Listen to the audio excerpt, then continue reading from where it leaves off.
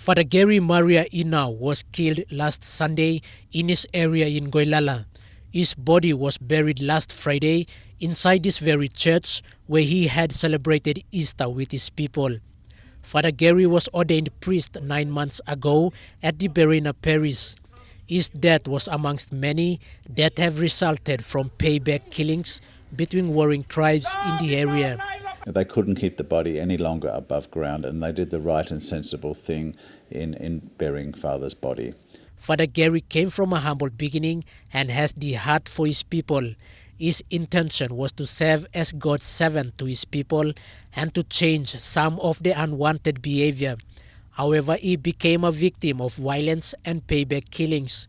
Father Jerry's intention was to try and bring peace to the people up there, to try and help them see that they needed to turn away from this cycle of violence and payback that was just tearing the place apart.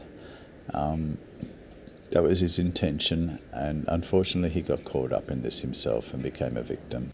Due to communication barriers between Port Moresby and Goilala, it took nearly a week for the church to get correct information. Bishop of Berena, Rochus Tatamai, said payback killings have been occurring since 2011 but have not been reported. However, he said this one makes news because a priest was killed.